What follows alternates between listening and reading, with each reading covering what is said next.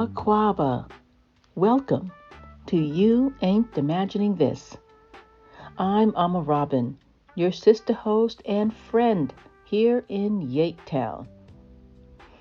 And before we begin with our special Juneteenth village walk, I just want to say how glad I am that you are here today.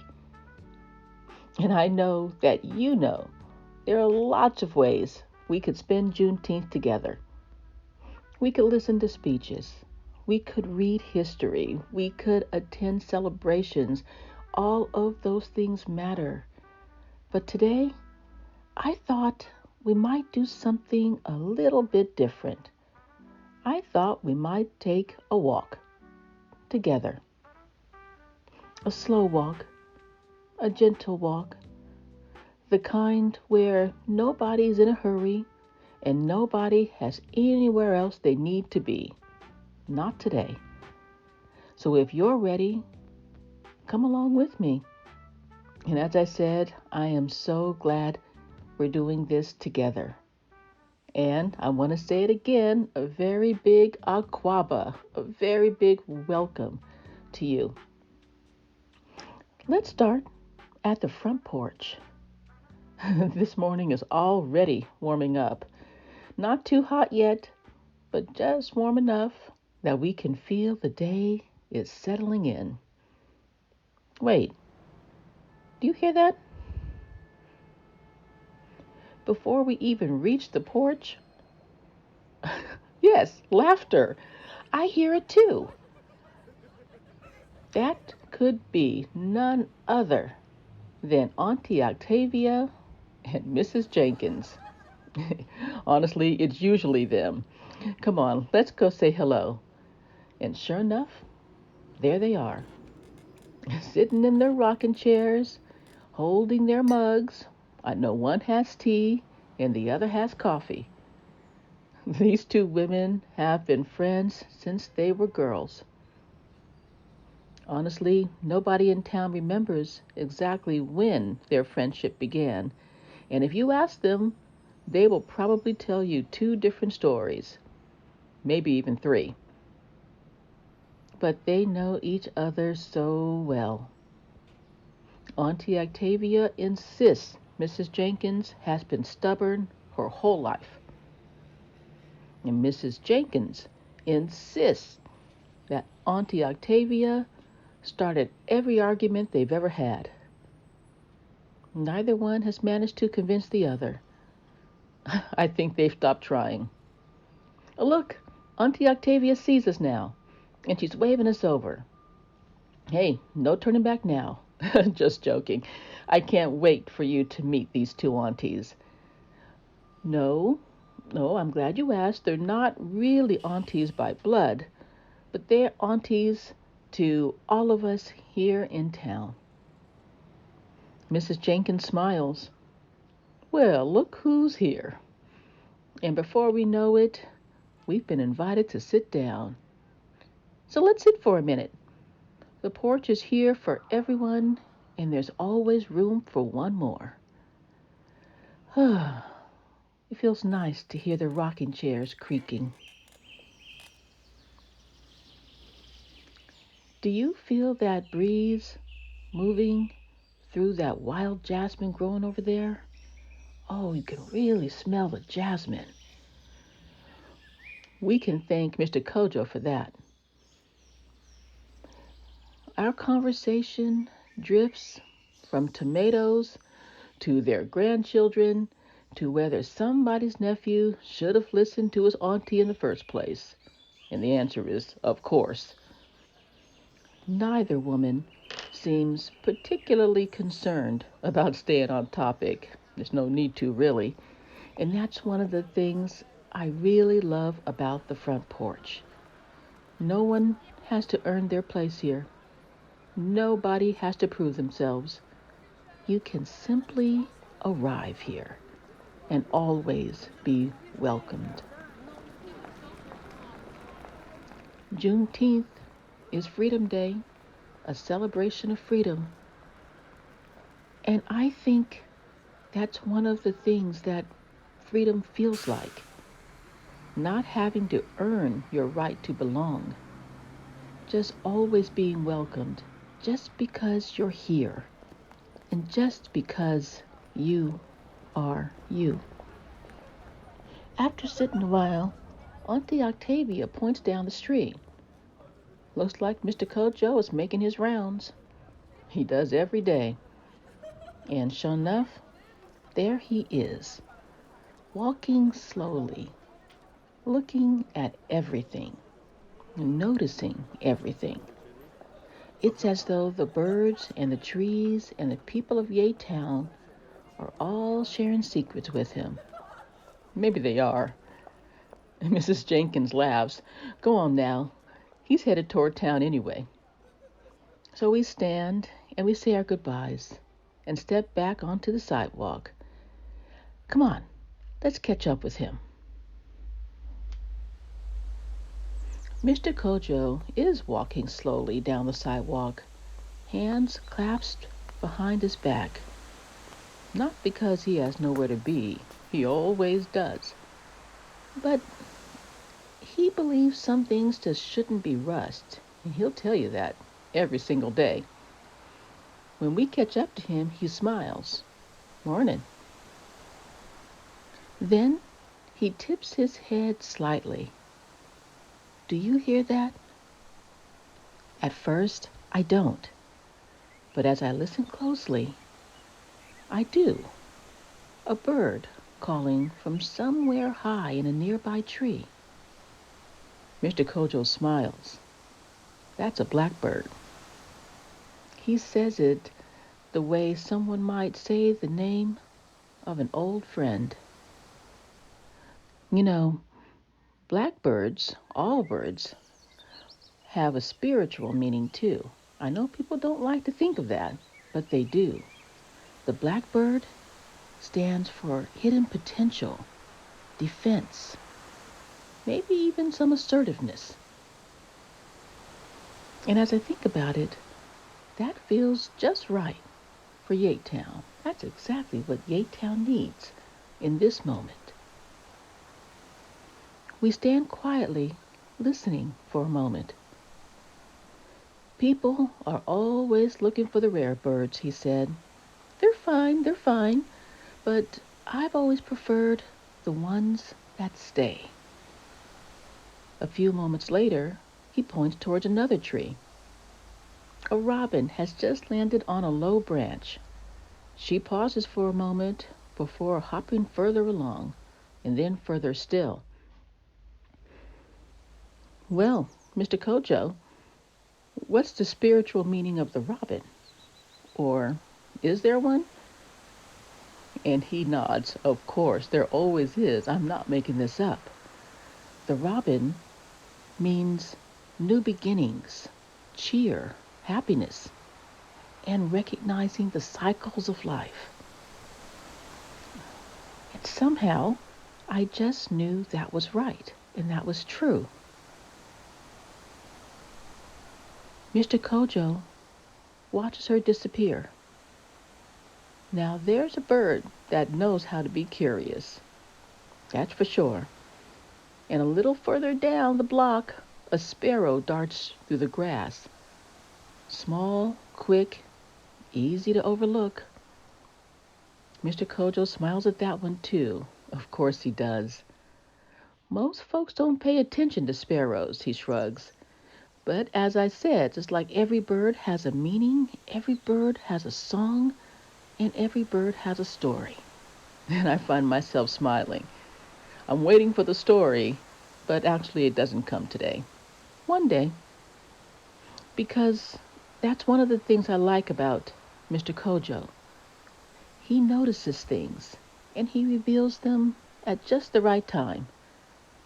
And not only about birds. In fact, he actually rejects the name bird watcher. He considers himself a birder.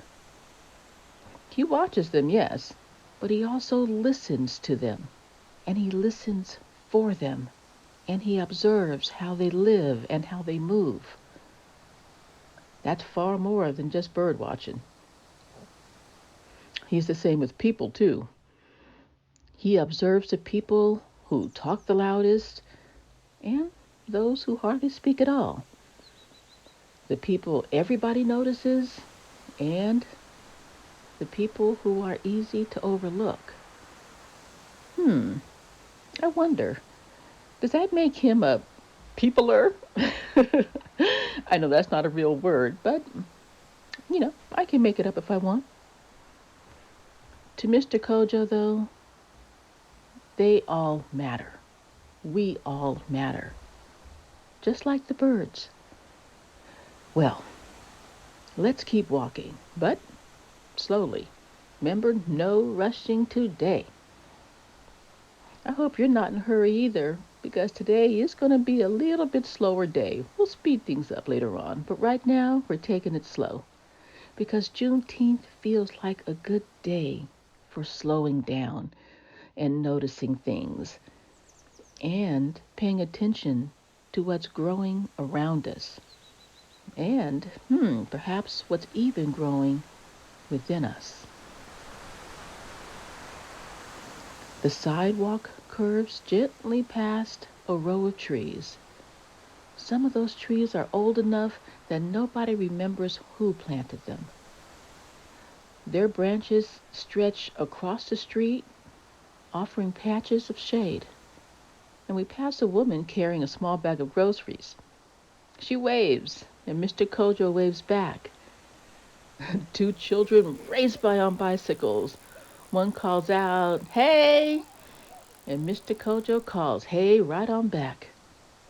By now I'm noticing something more and feeling it. That people don't just live in YAIT Town. We belong in YAIT Town.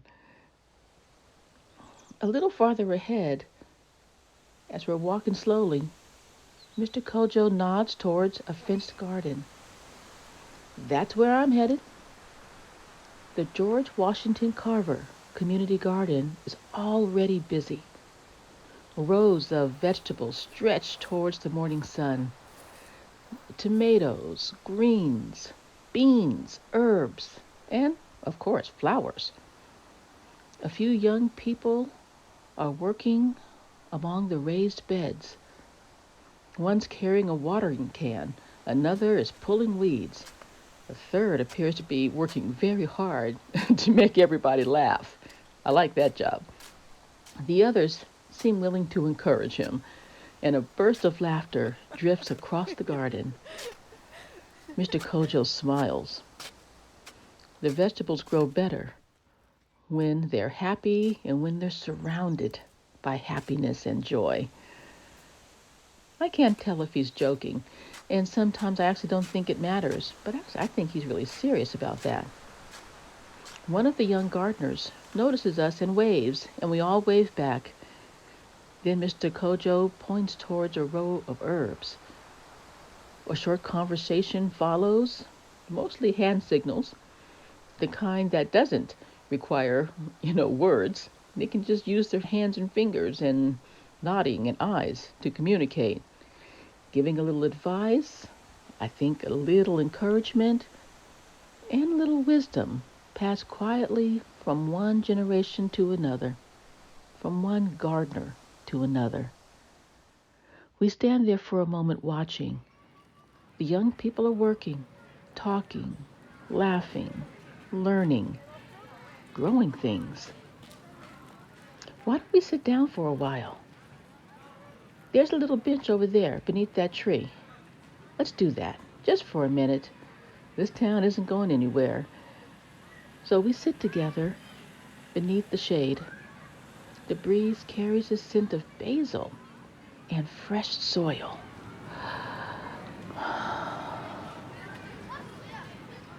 Somewhere behind us, another bird calls. I don't recognize it, but I can see that Mr. Kojo does. Ahead of us, the gardeners continue their work.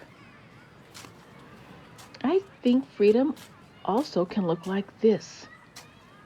Not a speech or a monument or a headline. Young people growing something together. Elders sharing what they know. and listening to the young people. Laughter carried on the wind. We all sit a little while longer than we had planned, taking it all in. And when we're ready, we continue on our walk. Now we're headed towards the crown and glory. I know I'm comfortable here, but maybe we should continue our walk. So we get up to leave. Mr. Kojo glances back towards the garden. The young people are still working and laughing and still growing things. He smiles. I'm going to stay here a while. I nod. I totally get it. The garden suits him. The birds suit him.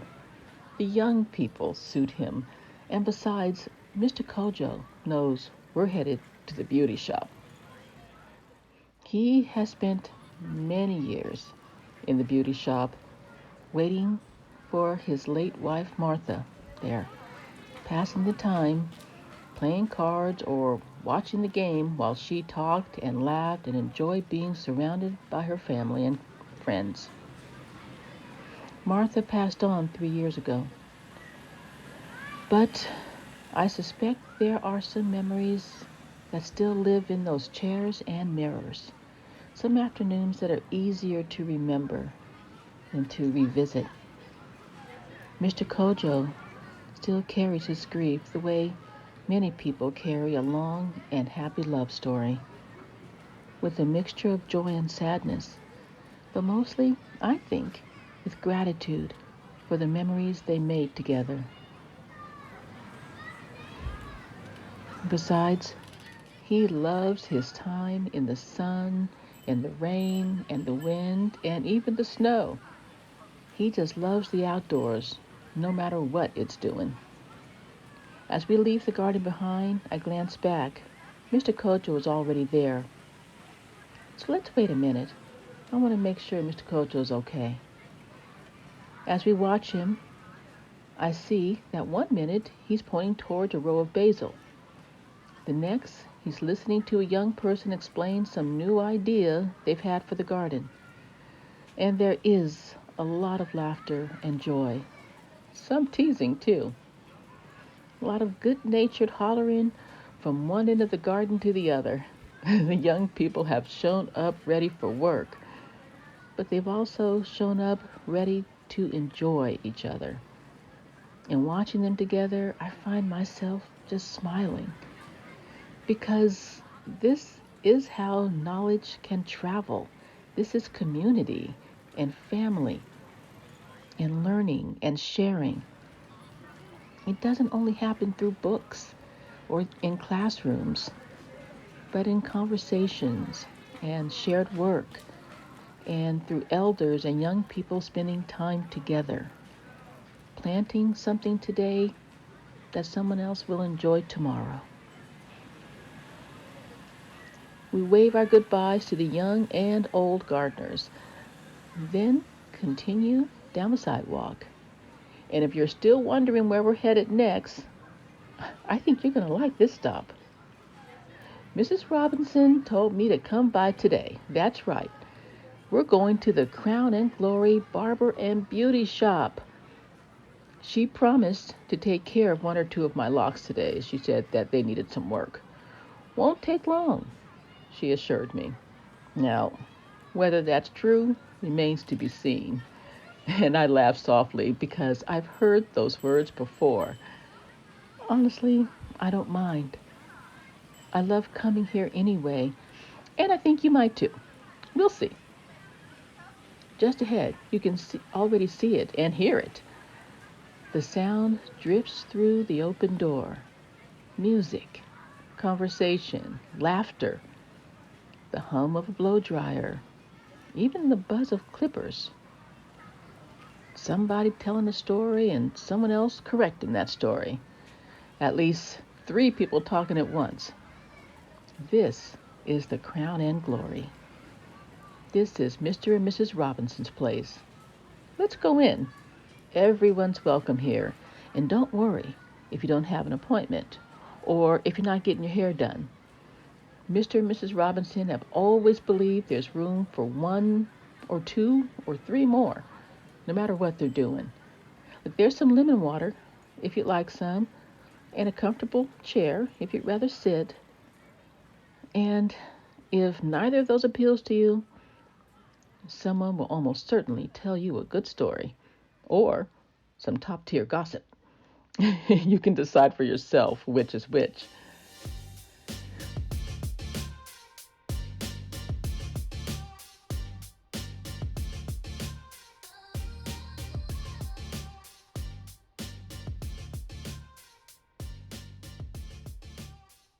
The moment we step inside, Mrs. Robinson sees us. "Well, there you are." She points towards her chair. "Come on, dear. Let's get those logs looking ready for Juneteenth." I glance towards you. "Looks like we're going to stay a little while." Mrs. Robinson gently gathers one of my logs and gets to work. The movements are practiced and confident and comfortable, and honestly, it almost feels like I'm having a massage. She has the kind of skill that comes from years of caring for people. Around us, life is continuing. A young woman is laughing so hard she nearly spills her lemon water. Someone nearby is getting advice they didn't ask for, but they probably need. Mr. Robinson has music playing a bit too loud in the background. He always does. Across the room, he's also working steadily behind a barber's chair. Every now and then, he joined a conversation from across the room without leaving his chair. The sound of the Barber and Beauty Shop comfort me. I can feel myself relax. Clippers are humming and music is playing. Juneteenth weekend means everybody wants to look their best. Every chair seems occupied. Every conversation seems important. Mr. Robinson moves easily between the haircut in front of him and the conversations happening around him. Somehow he always knows what's going on.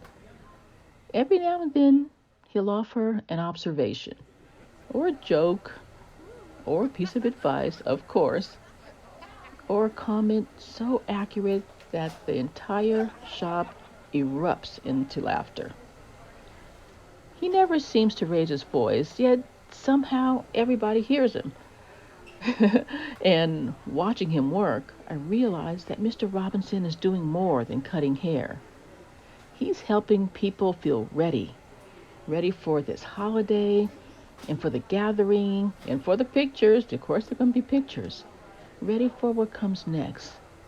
There's a quiet dignity in that, a quiet care, and I know we all feel it.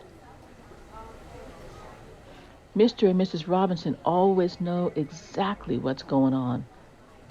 A little girl in Mrs. Robinson's chair spins around so everyone can admire her newly braided hair. Her smile is impossible to miss, and I just have to smile back too. Honestly, I think that's one of the reasons places like this matter. And not just because people leave here looking beautiful, I can tell you they do, because they leave feeling seen and celebrated and connected. Here, our beauty is assumed. Our humanity is assumed here, and our presence is assumed and welcomed, and nobody asks whether we belong. The answer was already yes when we walked through the door. Yes, that we matter, we're connected, we're beautiful, and our presence matters. And maybe that's one reason Juneteenth feels like such a good day to spend time in a place like this, in the crown and glory, because it's a place that's filled with stories and laughter and care, and a place where people can show up exactly as they are and leave feeling a little stronger, leave a little more like themselves. Mrs. Robinson takes a final look at my locks and smiles. There now, even more of a queen. She brushes her hands together. Ready? I thank her, though she waves it away as though gratitude is completely unnecessary. Then she points towards the door. You better get on over to the Umoja Café before all the cornbread disappears. That gets my attention. That gets everyone's attention. Well, if you're ready, I think that's exactly where we should head next. Because after all this walking, I don't know about you, but I can smell some good food, and I think Miss Ayeisha might have something wonderful waiting for us. Let's go. The sky looks a little different as we leave the Crown and Glory. No, I don't think we were there that long. At least it didn't feel like a long time. Did it to you? Well, anyway, behind us, we can still hear the laughter spilling from the open door. Mr. Robinson's music still drifts onto the sidewalk. Someone is laughing at a joke that we didn't hear, but somehow I just know it was funny. Have you ever had that? When you can hear some laughter, but, and you weren't a part of it, but you know that it was funny, and it makes you laugh too, or it makes you smile? Well, I don't know about you, but walking has really made me hungry, or maybe it was the smell of the food has made me hungry.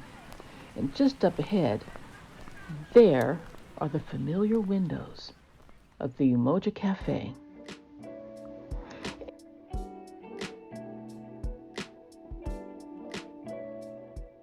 And if you look closely, you can probably spot Miss Ayeisha before we even get to the door. Yep, there she is. A tray is balanced on one hand. She's really good at that. I don't know how she does it. And a smile already on her face. A few close friends call her Sunshine, but most everyone else calls her Miss Ayeisha. We all love her, but we all have a name for her, and both names fit her perfectly. As soon as she sees us, she waves us inside. Come on in, y'all. And honestly, that invitation feels like a warm meal. It feels kind of like a hug. The cafe is busy. It's not crowded, but it's busy. Or rather, maybe alive is the better word. The scent reaches us before we even find a seat. Fresh cornbread, plantains, greens. Ooh, something spicy simmering in a pot. And something sweet cooling nearby. Hot hibiscus tea, cold hibiscus tea, and enough wonderful smells to make it impossible to choose any one thing. Around us, people are talking, sharing stories, remembering, laughing, eating, living. The tables are full of food and conversation. One person is telling a story with dramatic hand gestures. Another is listening so carefully you can almost see the picture forming in their mind. At another table, someone insists they have the best cornbread recipe in 3 counties. Then 3 other people immediately disagree. Then a fourth. I suspect this debate's been going on for years. The cornbread debate, never ending. Miss Ayeisha sets a basket of warm cornbread on the table, then a plate of biscuits, and then a plate of plantains. Because that's how she is. Nobody leaves Umoja feeling hungry. Not if she can help it.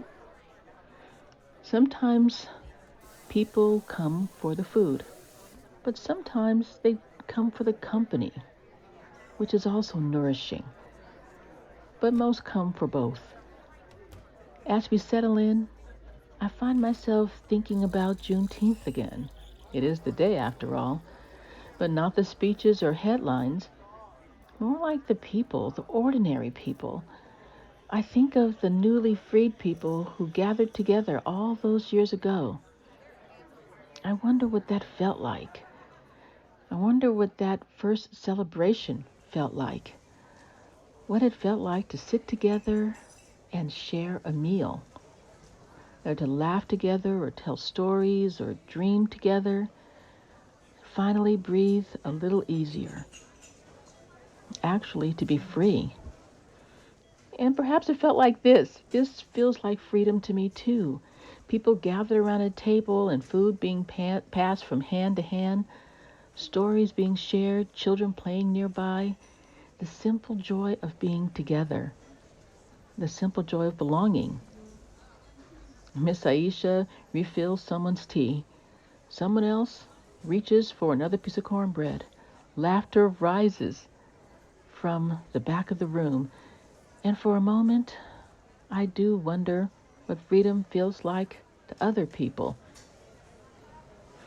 And not freedom as a slogan or freedom as a law, but freedom in everyday life. I don't mean to get heavy, but I often wonder, what does freedom look like to you? What does it sound like to you? And what does it feel like to you? Have you ever thought about that? I mean, honestly, really, no pressure here. Sometimes I get really reflective about things, and I wonder, what does freedom look like or feel like? Maybe it is.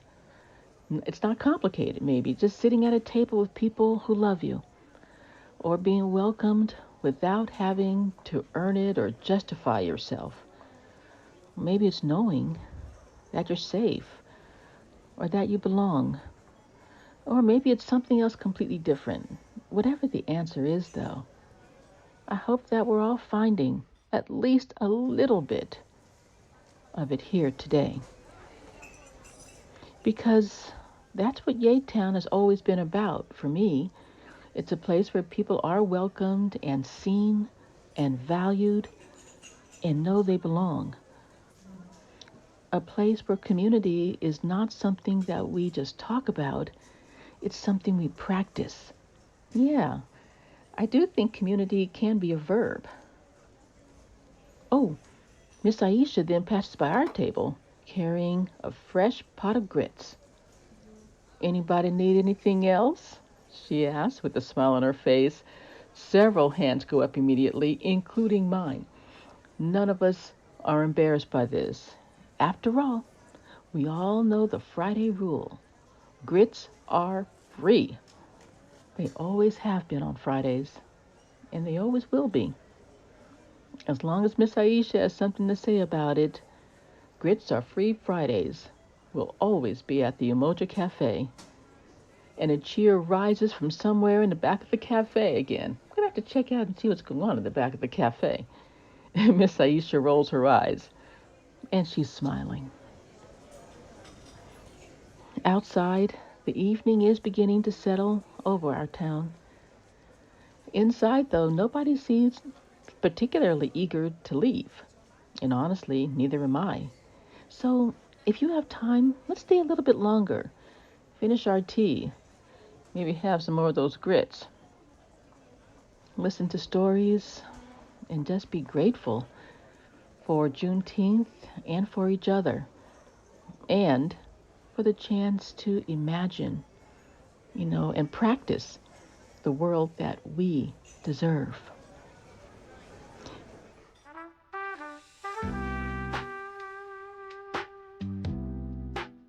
The afternoon is really beginning to fade now. The cafe is still full of conversation, the tea is still warm or cold, the grits are still free, as always, and somewhere in town, I imagine Auntie Octavia and Mrs. Jenkins are still sitting on that porch. Maybe I should take them some grits or some cornbread. Mr. Kojo is probably still in the garden. Mrs. Robinson is likely telling somebody exactly what they need to hear. That's one reason people go there. one reason I do. The town goes on, as towns do, and perhaps that's what we've been thinking about all day, that freedom isn't only something we remember, it is something we practice. And how we welcome each other and care for each other and make room for each other. And how we tell our stories. And this is my favorite part, how we imagine something even better. Asante Sana, thank you for taking this walk with me today. I'm so glad we spent this Juneteenth together. I know it was a different kind of Juneteenth, but I think it was still pretty okay. And wherever you are, I hope that you find moments of freedom and places where you are welcomed and where you are seen and where you know you belong. And if those places feel hard to find sometimes, I hope you remember that there is always a place for you here in YAIT Town. I'm Amma Robin. Until next time, please remember, come exactly as you are. Take whatever you need, and remember, you ain't imagining this, and you ain't alone. One love, fam.